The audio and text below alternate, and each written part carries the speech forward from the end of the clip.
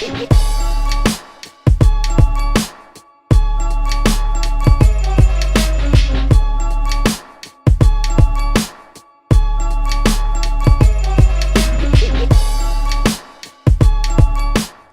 everyone, I just washed up the car, and then I thought I'd make a quick video on one of my latest mods.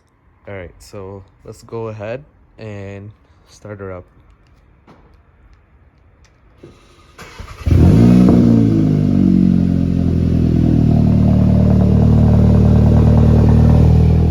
Alright, so as you guys can see, my car is much lower to the ground and looks much better. So I had originally ordered the H&R sports springs for the GLI because those were like the only ones that are specific to the GLI, but they were actually on back order, so I wasn't able to get them. And instead what I did is I ordered Racingline GTI springs, which fit in perfectly. And honestly, the Racingline, so the H&R springs are a 1-inch drop, and the Racingline, they say it's 1.2 to 1.4 inch, and honestly it's perfect. And on, like, I don't know if you guys know, but Racingline is basically like the dine-in equivalent of the Volkswagen world. So it's basically in partner with Volkswagen. Some people, they call it like VWR, which is like Volkswagen Racing. So yeah, so as you guys can see, like the back already stock was like much lower. So you can see right now it's about, okay, I'll use like my middle finger. So now it's like a 1 finger gap here, and then in the front it's about a 2 finger gap. So it's actually good that the front is a bit higher up, just because, you know, if you put a lip or whatever, and usually for approach angle. I honestly didn't want something that was like really low, because this is my daily driver. So this is perfect for that. And also make sure you guys, if you do any suspension related stuff, to get an alignment. So after I got my suspension done, the lowering springs, I did notice that the wheel was going to one side. So we finished up the alignment, and we basically brought it back to factory spec. And then, you know, as you guys know, I will be taking this thing to the track soon.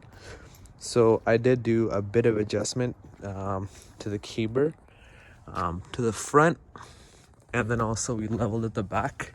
It's honestly my favorite view of the car, right, where it's kind of like sticking out. It's like a nice bit of poke, and along with that carbon fiber shield, the mud flaps from Blaze Carbon, it looks really good. Yeah, so the whole point of that alignment is just to help avoid any understeer, and should be nicer on that track. So yeah, let me know if you guys have any questions about the Racingline springs or about my alignment specs. All right, so one thing I just wanted to note, so in terms of the ride, it pretty much is the same. They said it's the same like dampening ratio, same spring rate, whatever, so it's still pretty good. The only thing I noticed is just because it's lower, you do feel like lower to the ground, and that gives like a better center of gravity, and overall it affects, it helps you go around corners and you feel much better driving.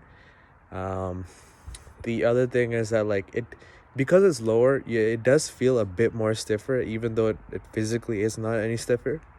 So like basically the comfort mode before is kind of like the sport mode now.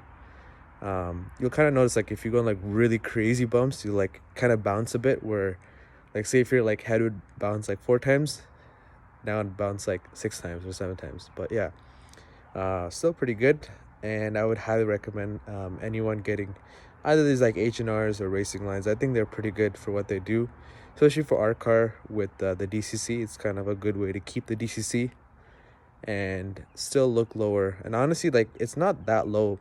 I feel like now this is like an OEM plus look, which is what I was going for.